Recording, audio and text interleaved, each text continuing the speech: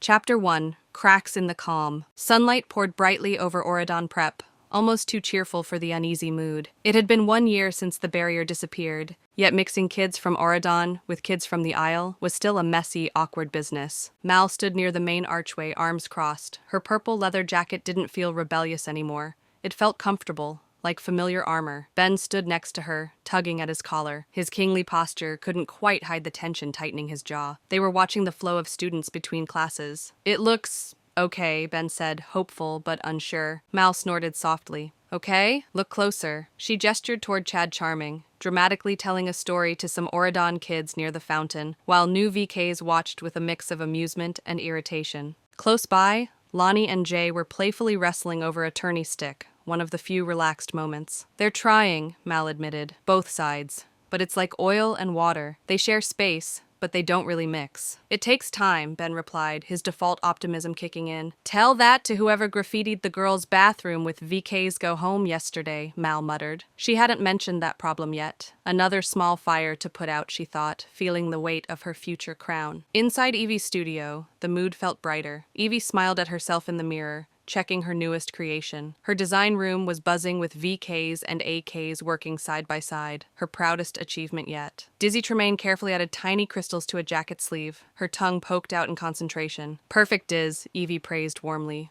"Princess Annalise will adore it." Suddenly, the overhead lights flickered violently. The sewing machine sputtered, needles freezing mid-stitch. A collective gasp went through the room. "Power surge?" Dizzy asked, looking around nervously. Evie frowned, walking towards the main breaker panel near the door. The light steadied, but an uneasy silence remained. "Maybe," Evie said, though a flicker of doubt crossed her face. Power surges weren't common in Auradon, not like this. She glanced at a digital clock on the wall. It blinked 12 o'clock, 12 o'clock, 12 o'clock. Strange. On the tourney field, Jay blew his whistle sharply. "All right, AKs, VKs, mix it up, let's go." The tension between teammates was obvious. The newly integrated tourney team scrambled, pads clacking. Jay watched, hands on hips. He saw the raw talent in the Isle kids, the ingrained aggression he was trying to channel. Today, the tension felt thicker. A misplaced pass led to a shove. A slide tackle came in harder than necessary. "Hey!" Jay barked, jogging towards two players squaring off. An Isle kid named Rorik, built like a small tank, and Phil, son of Prince Philip, lean and fast. "Cool it. This is practice, not a brawl." "He tripped me on purpose," Rorik growled, glaring at Phil. "Did not. You just can't keep up," Phil retorted, cheeks flushed. Jay stepped between them. "Enough. Laps, both of you. Now." He watched them jog off in opposite directions, a knot tightening in his stomach. These fights were happening more and more. It wasn't just boys being boys. There was a sharper edge to it lately, a quicker leap to anger. Meanwhile, Carlos tapped furiously at his computer in the tech lab, frustrated. "Dude," his loyal dog whined anxiously. The lab was Carlos's domain. Servers hummed, monitors glowed, wires snaked across desks like metallic ivy. He was neck-deep in integrating the Isle's makeshift network remnants with Auradon's sophisticated system, a project meant to symbolize unity through shared information. Right now, it symbolized a massive headache. "Come on, work, you piece of junk," Carlos groaned as lines of code glitched strangely. Suddenly the screen flickered and showed dark, swirling static. Carlos froze, heart pounding. "Okay, that was not normal." Dude whined again, louder this time, nudging Carlos's leg with his nose and looking towards the main server rack against the wall. "What is it, boy?" Carlos murmured, distracted. Later in the hallway, Mal found Evie packing up sketches outside her studio, her expression troubled. "Hey," Mal said. "Rough day?" Evie looked up, forcing a smile. "Just weird. We had a power flicker, clocks reset, nothing major, but weird is the word," Mal agreed. "Jay had to break up 2 fights at practice. Said everyone's on edge." She lowered her voice. "And I feel watched. Sounds crazy, I know." "No," Evie said, her eyes wide. "No, it doesn't. I felt it too during the flicker. Like static electricity, but mean." Just then, Carlos hurried towards them, Dude trotting anxiously at his heels. Jay caught up from the other direction, shrugging off his tourney pads. "You guys will not believe what just happened in the lab," Carlos started, slightly breathless. "Let me guess," Jay cut in, rubbing his temples. "Something went haywire?" Carlos stared. "How did you know?" "Because everything's going haywire. Jay gestured around the hallway, where a digital announcement screen was flickering erratically between the lunch menu and distorted, eerie shadows. Lights, tempers, tech. What's going on? Mal looked from Carlos's worried face to Evie's unease, felt Jay's frustration, and connected it to the unsettling feeling that had clung to her all day. This wasn't random. This wasn't just growing pains. Suddenly, a piercing alarm echoed through Auradon Prep. Red emergency lights flashed, casting the hallway in an ominous glow. Students spilled out of classrooms, confused and scared. Ben's voice crackled over the intercom, tight with urgency. Attention, students and faculty. We are experiencing unexpected magical and technical malfunctions across campus. Please proceed calmly to the Grand Hall. Repeat, proceed calmly to the Grand Hall. Through the window, Mal saw the magical field protecting Auradon Prep flickering wildly, and the sky behind darkening. Dude barked, scared. Mal felt a cold dread deeper than anything she'd ever known, colder than Maleficent's dungeon, older than the Isle itself. This energy felt wrong, ancient, and hungry. It tasted like fear and anger. The friends exchanged worried looks. The easy explanations, faulty wiring, residual Isle magic, simple bad luck, evaporated. This was coordinated. This was hostile. I can't explain this feeling, but I think the barrier, Mal realized suddenly, taking it down, it did something else. It let something out, Evie whispered, pulling her cardigan tighter. Carlos adjusted his glasses, his mind racing. Or woke something up. Something that was maybe feeding off the barrier's energy, or maybe imprisoned by it? Jay clenched his fists. Whatever it is, it's hitting Auradon where it hurts. Tech, magic, trust. They knew, standing there in the pulsing red light amidst the controlled chaos, that their fight wasn't over. A new kind of darkness was seeping into Auradon, an echo of the magic that had once divided their worlds. And it was up to them, the bridge builders, the children of villains and heroes, to face it. Their uneasy peace was shattered. The real work had just begun. Chapter 2. The Plan in the Panic. The alarms still shrieked, bouncing off the polished hallway floors. Red lights pulsed like a frantic heartbeat. For a frozen second, the four friends just stared at each other, Mal's words hanging heavy in the air. Taking it down, it did something else. Then the tide of students surged around them, a confused murmur rising above the alarm. Fear, annoyance, excitement, a chaotic mix rippled through the crowd, heading towards the Grand Hall, exactly as Ben instructed. Come on, Jay said, his voice tight. He nudged them forward, instinctively creating a path. We stick together. They moved with the flow, a tight knot in the panicked stream. Mal scanned faces.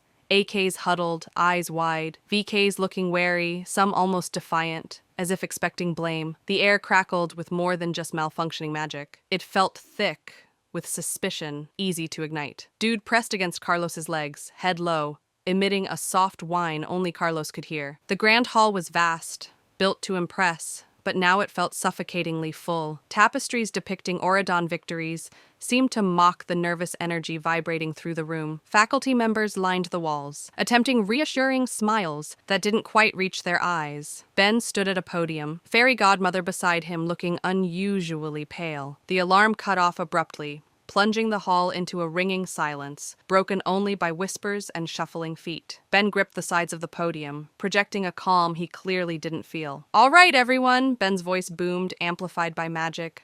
Settle down, please, settle down. He waited a beat, letting the crowd quiet slightly. We understand that was alarming. We seem to be experiencing some significant technical difficulties across campus systems, possibly a cascading magical feedback loop triggered by the network integration. He glanced towards Carlos, almost imperceptibly. Auradon's best technicians are working on it right now. Mal met Carlos's eyes. Feedback loop, a plausible lie. There is no immediate danger, Ben continued, his voice steady. He forced a reassuring smile. We're asking everyone to remain here for a short while until we can confirm all systems are stable. Please stay calm. Talk quietly amongst yourselves. A collective sigh of relief rippled through some of the students. Others still looked skeptical, unnerved. Ben stepped back, conferring quietly with Fairy Godmother. The core four exchanged glances. Jay subtly steered them towards a less crowded alcove behind a large marble pillar, partially hidden from the main floor. False alarm? Jay muttered, shaking his head. He can't possibly believe that. He's doing his job, Jay, Mal said, leaning back against the cool stone. King Ben has to prevent mass panic, but we know better. She looked at each of them, her gaze intense. I know what I felt. That energy, it was ancient, and it reacted when I thought about the barrier coming down. The timing fits, Carlos added, adjusting his glasses. Dude sat firmly at his feet, scanning the hall. The network glitches I saw weren't random system failures.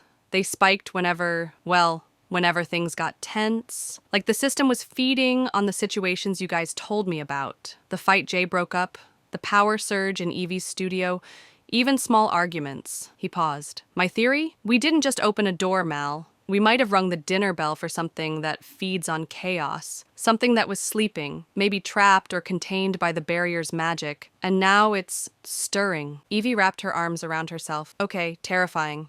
So what is it? A ghost? A curse? I don't know, Mal admitted. But it's not like Uma wanting the wand or Audrey wanting revenge. This feels older, less personal, like a force. Not a person. A force that's turning Auradon against itself, Jay stated grimly. Look around. He nodded subtly towards the crowd. Small clusters were forming, VKs sticking with VKs, AKs with AKs. Whispers had started again, hushed, but suspicious. If this thing feeds on negative energy, it's getting a buffet right now. We have to stop it before it undoes everything we've worked for. Ben can't handle this publicly, not yet, Mal decided. Not without proof. Not without causing the exact panic he's trying to avoid. That means it's up to us. Like always, Jay sighed, but there was resolve in his voice. So, what's the plan? Evie asked, straightening up. Her fear was still there, but her practical side was taking over. We can't just fight shadows. We need information, Carlos said immediately. We need to know what we're dealing with. Its origins, its weaknesses, Mal nodded. Okay, divide and conquer. Evie, you know Auradon history better than anyone. Can you dig into the archives? Look for legends? Anything about powerful entities or magical disturbances around the time Auradon was founded? Evie's eyes lit up with purpose. The Royal Library. Ben can get me clearance. I'll look for anything mentioning unexplained chaos, containment spells, anything pre-barrier. Good, Mal said. Carlos, you keep tracking the energy. Analyze the signature of these disruptions. See if you can pinpoint a source or a pattern. That thing you saw on the monitor, the way Dude's acting, follow that trail. Carlos nodded, petting Dude's head. I'm on it. If it's interacting with tech and magic, it has to leave a trace. I'll try to map its footprint. Jay, Mal turned to him. You're our eyes and ears on the ground. Keep tabs on how this thing is affecting people. Track the flare-ups, the arguments, see if there's a pattern there too, and try to keep a lid on things where you can, without revealing what we know. Jay gave a curt nod. Consider it done. Crowd control and intel. And what about you, Mal? Evie asked. Mal hesitated. I need to understand the magic involved. The old magic. Fairy godmother might know some of the history, but she trailed off, thinking. This felt darker, older than standard fairy tale magic. I might need to consult other sources? Someone who understands the flip side of Auradon's pristine history. Her friends knew who she likely meant. It was a card she didn't want to play, but this felt big enough, dangerous enough. They stood there for a moment, the muffled noise of the grand hall surrounding their small pocket of tense silence. The path forward was murky, dangerous, built on theories and unsettling feelings. But they had a direction. They had a purpose. Okay, Mal said, taking a breath. Let's do this. Find out what crawled out of the echo of the barrier and figure out how to put it back. They shared a look, determined, anxious, but united. The uneasy peace was gone. Their new fight had begun.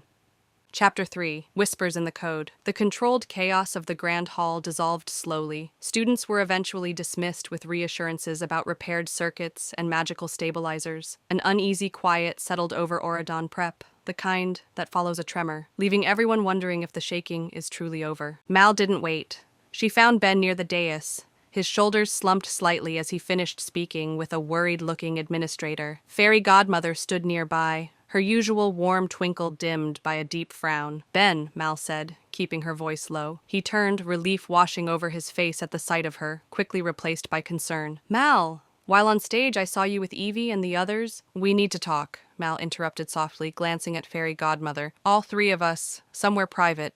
Now. Ben didn't question her urgency. He nodded towards a small, ornate office tucked behind the main stage, usually reserved for visiting dignitaries. Inside, heavy velvet curtains muffled the sounds from the emptying hall. Ben shut the door firmly. Okay, Ben said, turning to Mal. I know that look on your face. Something is up. And you know as well as I do that wasn't just a feedback loop. Mal took a breath and laid it all out. The coordinated malfunctions, the escalating tempers, the strange energy signatures Carlos was tracking, the unnerving feeling of being watched, and her chilling realization, connecting it all to the barrier's fall. Ben listened intently, his brow furrowed, the weight of kingship settling visibly upon him. He didn't dismiss it. He looked from Mal to Fairy Godmother, whose expression grew increasingly troubled as Mal spoke. An entity awakened by the barrier falling, Ben repeated, testing the words.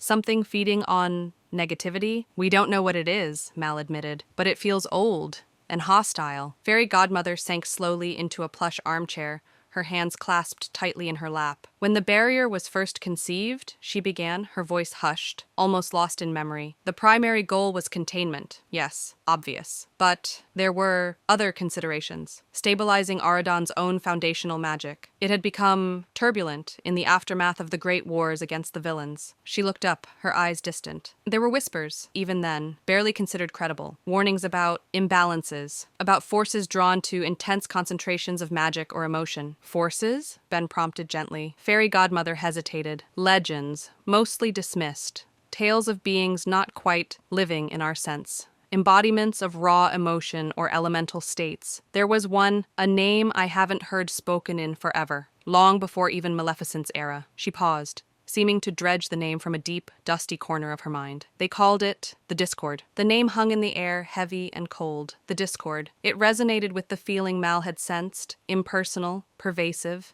chaotic. This discord, Ben asked, leaning forward. Could it be what's causing this? It fits the legends, Fairy Godmother admitted, looking gravely at Mal. An entity that thrives on conflict, suspicion, fear. The barrier. Perhaps its immense magical field didn't just imprison villains. Perhaps it inadvertently reinforced a much older seal. Until now, the unspoken words echoed in the silence. So taking it down, Mal breathed, may have disturbed its dormancy or removed the dampening field that kept it weak, Fairy Godmother finished grimly. If this is truly the discord of legend, child, standard spells will be like throwing pebbles at a storm. It doesn't have a body to curse or a mind to enchant, not in the way we understand. It is the storm. A heavy silence fell. Ben looked pale, but resolute. Then your plan is sound, Mal. We need to understand it. Evie, Carlos, Jay, tell them they have my full support and resources. Fairy Godmother, can you aid Evie in the Royal Library? Fairy Godmother nodded slowly. I will do what I can, though much of this lore was deliberately obscured, considered dangerous knowledge even then. Thank you, Mal said, relief mixing with the dread. The Royal Library was hushed, smelling faintly of lemon oil and ancient paper. Sunlight streamed through towering arched windows, illuminating dust motes dancing in the air. Evie, armed with clearance from Ben, and accompanied by a subdued Fairy Godmother, stood dwarfed by shelves stretching into shadowed heights. The relevant sections on foundational magic and pre-kingdom legends should be here, Fairy Godmother murmured, gesturing towards a particularly imposing, dust-laden alcove guarded by wrought iron gates that swung open at her touch. While Fairy Godmother went back to her Auradon prep's duties, Evie spent hours poring over brittle pages and dense scrolls. Much of it was dense history, genealogies, accounts of early Auradon politics. But tucked within tedious records of border disputes and magical treaties, she found fragments, references to periods of inexplicable unrest, communal madness, and elemental dissonance that plagued settlements before unified rule. There were oblique mentions of rituals performed by the First Council of Benevolent Sorcerers, rituals designed not for attack or defense, but for harmonic resonance and soothing the troubled air. No direct mention of the discord, not yet. It felt like searching for a single black thread in a vast, faded, and deliberately tangled tapestry. In the tech lab, Carlos stared intently at waveforms shifting across his monitor. Dude lay under the desk, emitting a low, steady whine that spiked whenever certain patterns emerged on screen. Okay, boy, I see it too, Carlos muttered, isolating a jagged, erratic energy signature that pulsed in time with security logs, flagging unusual emotional spikes, arguments in the dorms, panicked messages during the false alarm. He tried triangulating the signal, tracing its origin, but it was like trying to grab smoke. The signature flared and vanished, seemingly jumping between locations, strongest where emotions ran highest. It wasn't emanating from a single point. It was everywhere and nowhere, embedded within the very atmosphere of the campus. He detected countermeasures, too, subtle data corruption near his tracking algorithms, diagnostic tools, giving false readings. "It knows I'm watching," Carlos breathed, leaning back, frustration gnawing at him. Dude nudged his hand, a low growl rumbling in his chest as the signature pulsed sharply on screen again, coinciding with a sudden flurry of panicked shouts filtering in from the hallway outside. Jay had been doing laps around campus, trying to gauge the mood. It was brittle, forced smiles, conversations that cut off abruptly when someone from the other side approached. He'd already broken up 2 simmering arguments, one over cafeteria seating, another involving accusations of theft that turned out to be a misunderstanding amplified by suspicion. He felt like a firefighter dashing between sparks, trying to stamp them out before they caught. He was near the main courtyard when it happened. A group of AKs and VKs were exiting the arts building, clustered in their respective groups but walking near each other. Suddenly, a shimmering distortion rippled the air between them. For a terrifying second, the AKs saw monstrous, shadowy versions of the VKs, leering, threatening, embodying their deepest fears of villainy. Simultaneously, the VKs saw the AKs morph into sneering, entitled caricatures radiating smug superiority and judgment. Panic erupted. Shouts, screams, people stumbling backward, pointing accusingly. "They attacked us! They were going to curse us!" The illusion vanished as quickly as it appeared, leaving behind raw fear and instant, poisonous hostility. Jay sprinted towards the chaos. "Hey, stop!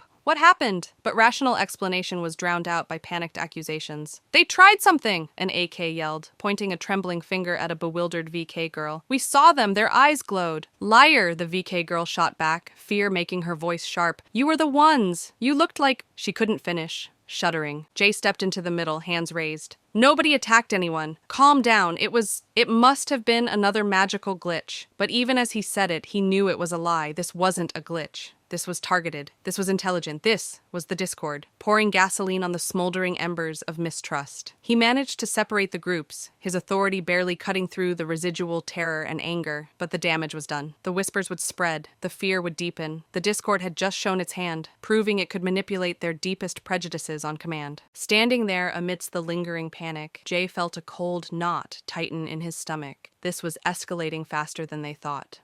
Chapter 4. Shadows in the Archives. Mal sat on the window in her former dorm room, the late afternoon sun casting long shadows across the floor. Auradon Prep felt unnervingly quiet, the earlier panic replaced by a brittle, watchful silence. In her hand, Hades' ember pulsed faintly, a familiar warmth against her skin that felt increasingly like a dangerous lure. Contacting her father, the thought churned inside her. Things were better between them, sort of. He'd shown up for family day, hadn't tried to incinerate Ben, even cracked a few reluctant jokes. There was an understanding, maybe even the barest sprout of affection, but he was still Hades, Lord of the Underworld, cynical, manipulative, playing by rules only he understood. Asking for his help felt like stepping back towards the darkness. It felt like admitting Auradon's perfect facade couldn't handle this, that she needed the shadows. She tucked the ember back into its pouch, the decision still heavy, unresolved. There had to be another way. Fairy godmother, the archives, they had to hold something. Deep within the Royal Library's restricted section, Evie felt a chill unrelated to the ancient stone walls. Fairy Godmother had pointed her towards texts bound in faded leather and secured with tarnished clasps, then departed, murmuring about council duties and leaving Evie alone amidst the towering shelves and whispering silence. She deciphered archaic script under the focused beam of a reading lamp, translating passages that resonated disturbingly with their current crisis. One chronicle described a village near the Whispering Woods, suddenly consumed by a fever of mistrust, where neighbors turned on neighbors, driven by phantom visions and venomous whispers that seemed to materialize from the air itself. Another spoke of harmonic rituals performed by Auradon's founders, using focused sound and light to quell areas of profound psychic disturbance. Excitement warred with dread as Evie found a specific index referencing the grand harmonization ritual used to solidify Auradon's foundations. Heart-pounding, she located the corresponding volume. Thick, heavy, its pages brittle with age. She carefully turned to the marked section, expecting diagrams, incantations, something concrete. Instead, she found ragged edges. Several pages, precisely where the ritual's specifics should have been detailed, were missing. Not recently torn, but excised cleanly. deliberately, long ago. A faint residue of old magic clung to the damaged edges, suggesting a magical removal or perhaps preservation attempt gone wrong. Someone hadn't just lost this knowledge, they had actively buried it. A frustrated sigh escaped Evie's lips. They were close, tantalizingly close, but the key was gone, locked away by history itself. The courtyard incident had ripped seams in the fragile fabric of Auradon Prep's unity. Jay saw it everywhere. Students walked with their shoulders hunched, eyes darting nervously. Bulletin boards, usually filled with innocent gossip and homework complaints, now hosted anonymous, increasingly vicious arguments, coded language painting VKs as inherently dangerous, or AKs as secretly plotting to reimpose the barrier. He even saw kids he knew, starting to hoard snacks from the cafeteria, whispering about being prepared. He found Rorik, the VK from the Tourneyfield scuffle, cornered near the bike racks by Phil and 2 other AKs. This time the tension wasn't just posturing, it was coiled, ready to snap. "Heard you were telling people we cursed you," Phil snarled, stepping closer. "Heard you were planning to petition the king to send us back," Rorik shot back, fists clenched. "Enough!" Jay stepped between them, forcing them apart. It took more effort this time. The anger felt hotter, less rational. "Where are you hearing this garbage?" They both mumbled about things people are saying, messages on bulletin boards, fear and suspicion, amplified and reflected back by unseen forces. Jay managed to de-escalate it, sending them off with harsh warnings, but the incident left a bitter taste. The Discord wasn't just causing glitches, it was poisoning minds. He spotted Uma, Harry, and Gil near the old oak tree, watching the exchange with unreadable expressions. Jay walked over, keeping his tone level. "Things are getting ugly." Uma crossed her arms, her gaze sharp. "Tell me something I don't know, Captain." "This isn't just random fights," Jay pressed. "Something's stirring things up on purpose, making everyone paranoid." Harry Hook leaned forward, a predatory glint in his eye. "Maybe Auradon's showing its true colors." "Or maybe," Gil added thoughtfully, scratching his head, "it's like those weird squids back home that spray ink to confuse everyone before they attack?" Uma shot Gil a look but didn't disagree. "We see it," she conceded curtly. "Doesn't mean we trust you lot any more than they trust us." Her eyes flickered towards the retreating AKs. "Just means trouble's brewing for everyone." The fragile alliance held, but barely. They were all potential targets, and potential scapegoats. Carlos leaned so close to his monitor, his nose almost touched the glass. He'd bypassed the earlier interference, running diagnostics through a shielded, offline system. The energy signature pulsed erratically. "It's not just feeding," he murmured, fingers flying across the keyboard. "It's tuning, using the emotional frequencies like carrier waves, maybe manipulating the integrated network." Dude, who had been sleeping fitfully under the desk, suddenly shot up, whining sharply, hackles raised. "What is it, boy?" Carlos asked, distracted by a breakthrough in the code. I think I can isolate the bass harmonic." The lights in the lab didn't just flicker. They exploded downwards in a shower of sparks. Carlos threw himself sideways as his main monitor burst, screen shattering outwards. A high-pitched shriek, agonizingly loud, erupted, not just noise but distorted snippets of his friends' voices, twisted into accusations and mockery. Failure, weak link, should have stayed on the aisle. The server rack across the room violently overloaded, arcs of raw energy sizzling between the units. A wave of pressure slammed Carlos against the wall as a capacitor blew with a deafening bang, filling the air with acrid smoke and the smell of burnt electronics. He lay there for a second, stunned, ears ringing, smoke stinging his eyes. Dude frantically licked his face, barking with terrified urgency. Shakily, Carlos pushed himself up, coughing. The lab was a wreck. His primary workstation was fried, but the message was crystal clear. It knows. It's watching, and it just turned his own sanctuary into a weapon against him. The Discord wasn't just some ambient force, it was intelligent, hostile, and directly defending itself. Back in her room, Mal just received less than encouraging news from Ben's assistant, who revealed Evie hit a dead end with deliberately destroyed history, while Jay kept witnessing paranoia spiral into near violence. As the assistant left, Fairy Godmother's warnings echoed in her mind. Auradon's methods weren't enough. Their knowledge was incomplete, perhaps intentionally sabotaged. The Discord was escalating. Waiting was no longer an option. Taking a deep, steadying breath, Mal retrieved the ember. Its faint warmth felt less like a lure now, more like a necessity. A dangerous one, but the only path left open to understanding the true nature of the storm they faced. Her reluctance warred with grim determination. She had to know what her father knew. She had to understand the darkness to fight it. She closed her eyes, focused her will, and let the ember flare in her hand, reaching out across the dimensions, down into the echoing depths of the underworld.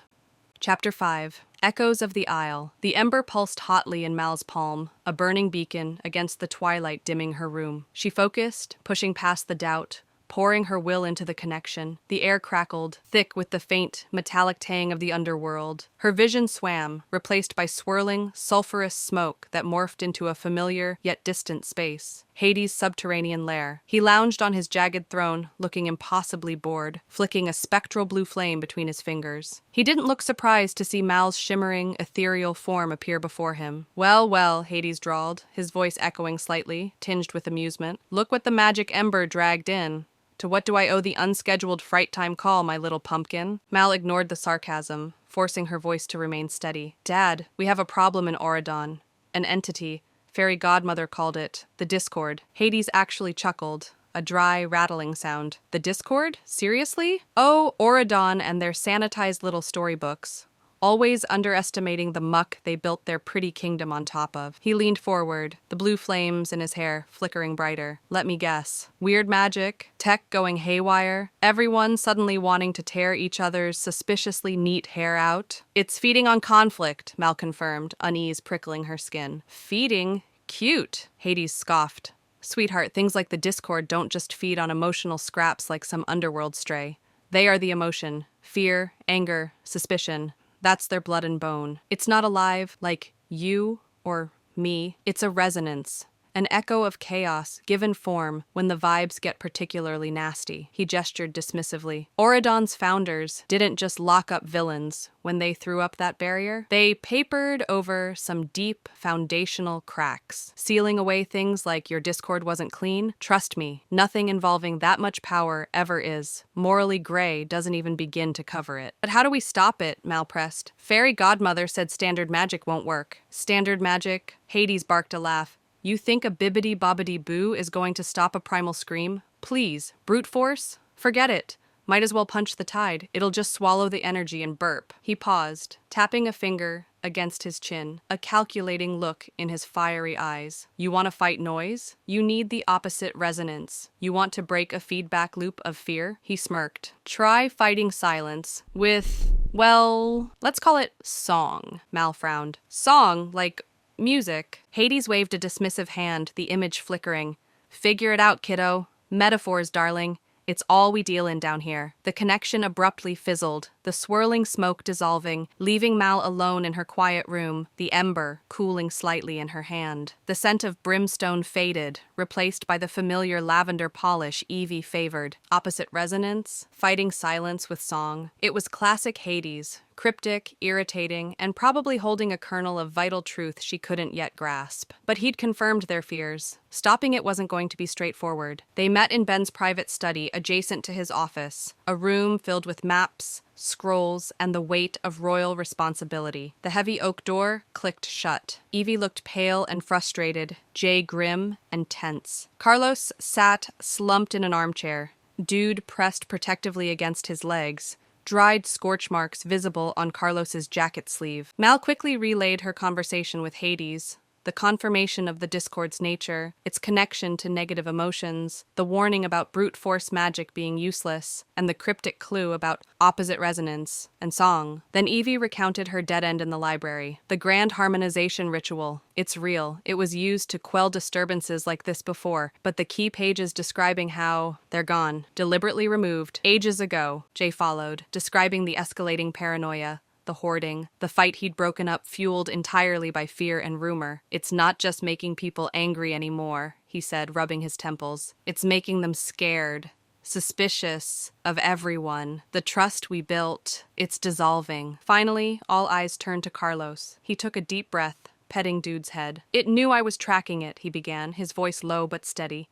It overloaded everything, fried half my lab. He hesitated, then met their eyes, a flicker of remembered fear in his own. But that wasn't the worst part. When the monitors blew, the speakers, it wasn't just noise. It was voices, yours. He looked directly at Mal, then Jay, then Evie. It showed me, you guys, but wrong, like shadows from the aisle. Jay, you were sneering, telling me I was weak, always hiding behind tech. Evie, his voice cracked slightly. You were laughing, calling me a freak who didn't belong.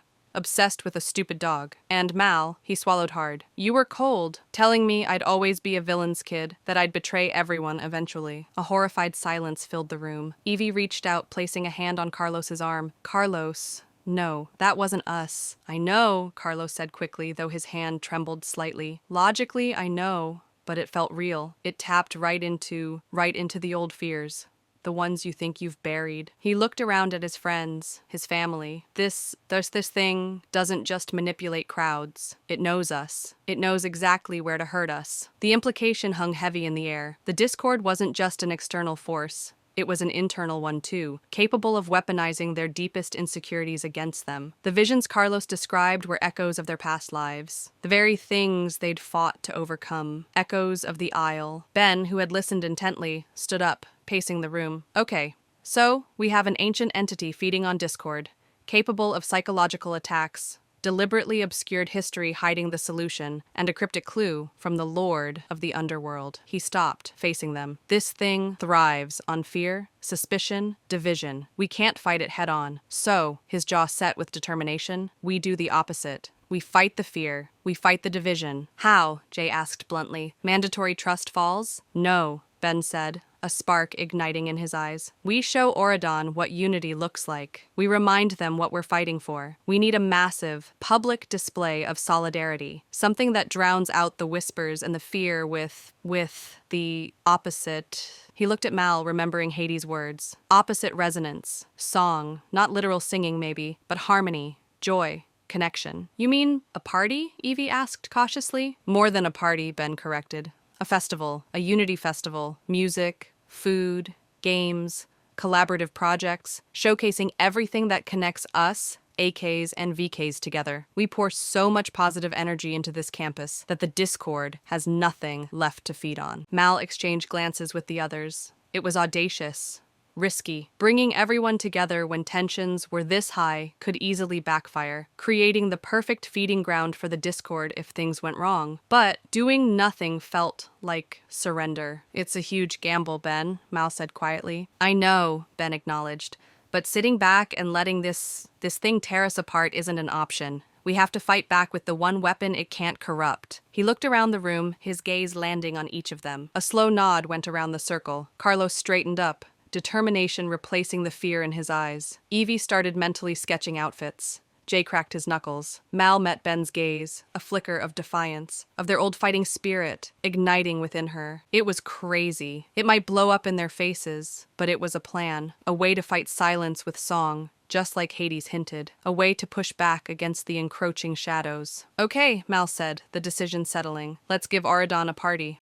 Chapter 6. The Festival of Fear. Auradon Prep's main lawn buzzed with a determined energy that felt both hopeful and fragile, like a candle flame flickering in a draft. Banners in vibrant blues and golds, designed by Evie to incorporate symbols from both Auradon and the Isle, fluttered between trees. Booths offered food from both cultures. Crisp Auradon pastries, alongside spiced Isle Street snacks. Music, a carefully curated blend of upbeat Auradon pop and rhythmic Isle beats, pulsed through the air. The Unity Festival was underway. Mal stood beside Ben near a gazebo draped in shimmering fabrics, watching students tentatively mingle. A few AKs were trying out an Isle ring toss game run by Dizzy, their laughter hesitant but genuine. Jay was overseeing a group playing a non-contact version of Tourney, his presence a calm authority amidst the awkward enthusiasm. Carlos, alongside a younger tech protege inspired by him, monitored a network stability display, Dude sitting alertly nearby, his tail giving cautious thumps against the grass. It's working? Ben murmured, a hopeful smile touching his lips. Maybe, Mal allowed, though a knot of apprehension remained tight in her stomach. It felt too easy, too bright. The Discord had been quiet since the attack on Carlos, an unnerving silence that felt more like coiled anticipation than retreat. For an hour, the fragile peace held. Evie moved through the crowd, her presence radiant, helping bridge conversations, her latest designs, blending Auradon elegance with Isle edge, worn proudly by both AKs and VKs VKs alike. Jay smoothly diffused a minor argument over game rules. Carlos reported stable energy readings. Hope began to feel less like a gamble and more like a possibility. Then the music faltered, not a simple skip, but a discordant screech that made everyone flinch. The network display Carlos watched erupted in crimson error messages. "Here we go," Carlos breathed, hand instinctively going to Dude's collar. A low hum vibrated through the ground, unsettling, growing louder. It wasn't just sound, it was a feeling, a wave of cold dread washing over the lawn. Laughter died. Smiles froze. The air grew thick with sudden, inexplicable fear. Illusions flickered at the edge of vision, then solidified. The VKs running the ring toss game suddenly appeared monstrous to the AKs beside them, eyes glowing red, teeth sharpening into fangs. Simultaneously, Ben, standing on the gazebo steps, trying to project calm, seemed to warp in the VK's eyes, his features hardening into a sneering mask of judgment, his clothes shifting into stiff, authoritarian robes. Panic erupted, instantaneous and absolute. Screams tore through the air. Students scrambled backward, tripping over picnic blankets, accusations flying wildly. "They're changing! He's going to lock us up!" The discord wasn't just causing chaos, it was weaponizing their deepest prejudices. And then it turned inward, striking the core four. Mal felt an icy grip seize her heart. The world around her dissolved. She saw Ben recoiling from her, his face etched with horror. "It's you, Mal," his voice echoed, filled with cold certainty. "Your darkness, it poisons everything." Evie and Jay appeared beside him, their expressions mirroring his disgust. "You were always destined to fail, like mother, like daughter." The gazebo, the festival, vanished, replaced by the cold stone walls of Maleficent's dungeon, chains snaking towards her. The fear of her inherent nature, the terror of hurting those she loved, threatened to swallow her whole. Evie gasped, stumbling back. Her reflection in a nearby polished shield warped hideously. The evil queen stared back, sneering. "Still chasing Ferris, darling? Still think pretty clothes can hide the rotten core? They see through you. Shallow, useless. You'll never be good enough." The phantom voice clawed at her deepest insecurities, the fear of inadequacy, of being nothing more than her mother's daughter. Jay staggered, as if struck. The friendly game of tourney dissolved into a vision of the Isle's alleys. His own teammates, Rorik and others, circled him, faces contorted with greed. "Always the thief, Jay," Rorik's voice hissed, echoing in his mind. "Thinking you could lead? You belong in the dirt, scrambling for scraps like the rest of us." The old survival instincts surged. Trust no one. Take what you can. Battling violently with the loyalty he'd fought so hard to build. Ben froze on the gazebo steps, the real chaos around him fading into a terrifying panorama of failure. He saw Auradon crumbling, flames engulfing the castle, citizens pointing accusing fingers. His parents appeared, their faces etched with profound disappointment. "You weren't strong enough, son," his father's voice echoed sadly. "You tried to unite fire and water. You drowned us all." The weight of his crown became unbearable, the fear of failing his kingdom, his legacy, crushing him. Carlos yelled, "Guys! Snap out of it! It's not real!" He was desperately trying to reboot the comm system, Dude barking frantically beside him, trying to ground him. Then, a shadowy tendril of the discord pierced through reality, right next to Dude. Carlos saw it, a phantom image of Cruella, whip raised, lunging towards his dog. "Dude, no!" Carlos screamed, raw terror overriding everything else. Without hesitation, Dude leaped, intercepting the shadowy form. There was a sickening yelp, a flash of distorted energy, and Dude fell to the grass, lying terrifyingly still. The raw shock of seeing Dude fall, the visceral reality of that moment, shattered the illusions gripping the others. Mal gasped, the dungeon walls dissolving. Evie cried out, the evil queen vanishing. Jay shook his head, the aisle alleys fading. Ben stumbled, the burning kingdom replaced by the panicked reality of the festival lawn. They saw Carlos scrambling towards Dude, his face ashen. They saw the chaos, the fear, the utter disaster unfolding around them. Their attempts to regain control were futile. The panic was too deep, the discord's influence too strong, feeding gleefully on the rampant fear. Faculty members tried to restore order, but their voices were lost in the noise. The festival, meant to be a symbol of unity, had become a terrifying monument to their failure. Later, huddled in the wreckage of Evie's once pristine studio, fabrics torn, mannequins overturned, the lingering scent of fear clinging to the air, the reality sank in. Ben slumped in a chair, head in his hands. Evie patched up a nasty scrape on Jay's arm from pulling someone out of a panicked stampede. Mal knelt beside Carlos, who was examining Dude with trembling hands. The dog was breathing, shallowly, but unresponsive, a faint, dark scorch mark on his fur where the shadow had struck. His fate hung heavy and uncertain. certain in the room. It knew, Carlos whispered, stroking Dude's fur. It knew exactly how to hurt each of us. It used our worst fears against us, Evie murmured, her voice thick with emotion, while turning everyone else against each other. So fighting it head-on, Hades was right. It just feeds it, Mal concluded, the failure tasting like ash. Silence fell, thick with despair. They had thrown their best effort at fostering unity, and it had blown up spectacularly, leaving Auradon more fractured, more terrified than ever. Then, Uma stepped through the doorway, followed by Harry and Gil. They looked grim, their usual swagger replaced by a wary tension. They'd helped drag a few panicked students to safety, seen the chaos firsthand. Well, Uma said flatly, surveying the defeated group, that went about as well as could be expected from you lot. Now's not the time, Uma, Jay warned tiredly. Isn't it? Uma retorted, stepping further into the room. You tried your Auradon way. Big smiles, pretty banners, pretend everything's fine, she scoffed. Look where it got you. This thing, this discord, it eats fear for breakfast. You can't fight shadows by hoping they'll go away. Then what do you suggest? Ben asked, looking up bleakly. Uma paused, glancing at Harry, then Gil, who was surprisingly frowning in thought. Back on the aisle, Gil piped up unexpectedly. I once ran into a bear while hunting in the forest. I knew I couldn't outrun it, and fighting was out of the question. So I did something unexpected. I started singing, loud and off-key. The bear got so confused it just turned around and left. Harry Hook covered his face with his hand, muttering, Only you, Gil. Uma, however, nodded slowly at Gil's input, picking up the thread. He's got a point for once. This thing thrives on panic, anger, lies. Maybe you can't just stop the bad vibes. She crossed her arms, her gaze sharp and appraising. Maybe you gotta drown it out. Hit it with the opposite, like weaponized good vibes. An actual wave of whatever the opposite of chaos is. Weaponized good vibes. The idea hung in the air, strange yet resonant. It echoed Hades' cryptic clue, opposite resonance. It wasn't a technical plan, just a raw concept born from idle pragmatism and desperation. Mal looked at Carlos, who was listening intently despite his worry over Dude. She saw Evie exchange a thoughtful glance with Ben. Jay leaned forward slightly. It was crazy, crazier even than the festival. But it was the only new idea they had. Drown it out, Mal repeated softly, testing the words. A harmony wave. A tiny spark ignited in the despair. Maybe, just maybe, there was a way.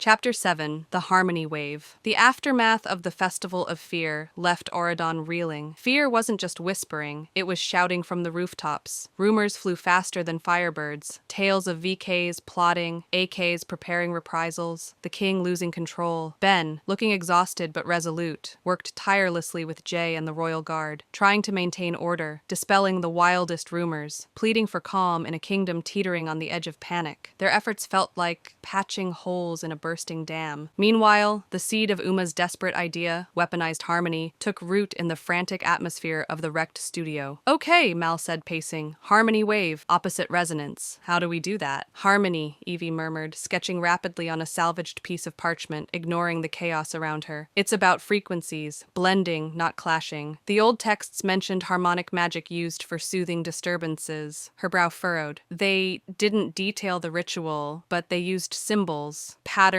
representing concord, resonance. She held up a sketch, an intricate, spiraling symbol composed of interlocking circles and waveforms. This kept appearing. The index called it the sigil of harmonic convergence. Carlos looked over Evie's shoulder, his eyes widened slightly. That spiral, the wave patterns, it's similar to acoustic resonance equations. He pulled over a miraculously intact tablet, fingers flying across the cracked screen, cross-referencing the symbol with his salvaged data on the Discord's energy signature. This thing, the Discord, it operates on specific chaotic frequencies, amplifying them using our own emotional energy, Carlos explained, excitement cutting through his worry. If we could generate a powerful, focused wave on the exact opposite harmonic frequency, mathematically, it should cancel it out. Generate how? Jay asked. Lead a kingdom-wide kumbaya session? No, Carlos said, tapping the screen. Auradon's communication towers. They're designed to broadcast magical and technological signals across the kingdom. If I can rig an amplifier, sync it to the central network. He looked up, pushing his glasses up his nose. We could potentially broadcast the harmonic counter frequency, but it needs a massive power source. He paused. Not electric power, emotional power. Genuine, focused, positive emotional energy, hope, trust, forgiveness, all tuned tuned to the frequency Evie found. We'd need people, a lot of people, actively projecting that energy for it to work. The ley lines, Mal breathed, remembering the ancient magic fairy godmother mentioned. The strongest magical convergence is directly beneath the school's central quad, where the barrier used to be anchored. That was it. The how, the where, the what. A plan, audacious and terrifyingly fragile, clicked into place. Convincing people was the hardest part. Fear clung to Auradon Prep like morning mist, asking students, faculty, citizens, already terrified and suspicious, to gather, expose themselves, and project hope on command felt impossible. Mal and Ben made impassioned pleas over the school network. Evie and Jay went dorm to dorm, arguing, cajoling, reminding people of the unity they had achieved, however briefly. Uma, surprisingly, proved crucial. She rallied the VKs, not with hopeful speeches, but with blunt pragmatism. Auradon's plan blew up, she announced to a tense gathering of Isle kids. Now we try something else. Sitting here scared just makes us targets. You want to survive? You show up. Slowly, hesitantly, people gathered in the central quad. AKs and VKs stood apart at first, faces etched with fear and distrust. The air crackled with tension. Carlos, working frantically with his protege and a few brave tech students, made final adjustments to a jury-rigged device connected to the base of the main comm tower, the Harmony emitter, humming with latent power. Then, the discord manifested, not with illusions this time, but as oppressive waves of pure despair. A chilling wind swept through the crowd, carrying whispers of failure, betrayal, hopelessness. Shadows deepened, seeming to writhe at the edge of vision. People flinched, huddled, tears starting in some eyes. "Now, Carlos!" Mal shouted over the rising wind. Carlos slammed his hand down on the activation panel. The emitter hummed louder, bathing the quad in a soft golden light. "It needs energy," he yelled. "Focus, think of friendship, hope, anything good. Don't let it win!" Ben projected his voice, amplified by Mal's magic. "Remember why we took the barrier down? Remember the connections we made?" Evie grabbed the hands of students near her, AK and VK alike. "We are stronger together, believe it!" Jay stood firm, scanning the crowd, offering nods of encouragement. Uma stood with Harry and Gil, radiating defiant resolve. Slowly, tentatively at first, people closed their eyes. They focused on shared laughter during the festival before it turned sour, on acts of kindness witnessed between groups, on hopes for a shared future, on friendships forged against the odds. The golden light from the emitter pulsed, strengthening. A low, harmonious hum began to build, pushing back against the discord's chilling waves. The entity shrieked, an unheard sound felt deep in their bones, unleashing more intense waves of fear, dredging up personal failures, insecurities. Mal saw her mother's dragon form looming, felt the familiar pull of dark power. Ben saw his kingdom in ruins. Evie saw the evil queen's mocking face. Jay felt the sting of betrayal, but this time they weren't alone. They felt the collective energy of the crowd, fragile but real, bolstering them. They pushed back, focusing on their bonds, their chosen family, their belief in Auradon's potential. The harmony wave erupted from the emitter, a visible wave of shimmering golden energy, carrying the pure, harmonic tone. It slammed into the oppressive darkness. Light warred with shadow. The harmonious tone clashed against the discord's psychic shriek. The quad became the epicenter of an immense, silent battle of wills, of energy, of emotion. For a heart-stopping moment, the darkness pushed back, the golden light flickering. "More!" Mal cried out, pouring her own energy, her own hope, into the wave. "Believe!" the crowd responded. A final surge of collective, focused positive energy poured into the emitter. The harmony wave swelled, blazing, overwhelming the shadows. The discord shrieked again, a sound of pure agony and dissolution, and then it imploded, vanishing like smoke in the wind. Silence fell. The oppressive weight lifted. The chilling wind died down. The shadows retreated. The golden light from the emitter softened, then faded, leaving behind the quiet hum of the tower and the collective gasp of the exhausted crowd. It was over. In the aftermath, a sense of dazed relief settled over the quad. People slowly looked around, blinking, reaching out tentatively to those nearby. Faculty members moved through the crowd, checking on shaken students. Evie hugged a crying Dizzy. Jay helped steady a trembling Lonnie. Mal rushed to Carlos, who was already kneeling beside Dude. The dog stirred, lifted his head weakly, and managed a faint tail wag before whining softly. Carlos let out a choked sob of relief. He's going to be okay. Burying his face in Dude's fur, looking up at Mal, tears streaming down his face. Ben joined them, placing a hand on Carlos's shoulder, then looked out at the shaken but united crowd. Auradon wasn't magically fixed. Scars remained, trust needed rebuilding, but the entity feeding on their division was gone, repelled by their collective choice to stand together. Uma caught Mal's Ariel's eye from across the quad and gave a single, sharp nod, a sign of earned respect. They had faced the echoes of the past, the darkness stirred by change, and found the strength not in magic wands or ancient spells, but in each other. The harmony wave wasn't just a weapon, it was proof. Proof that unity, however fragile, however hard-won, was Auradon's greatest power. The work of truly uniting their kingdom was far from over, but now, standing together in the quiet dawn, they knew it was possible.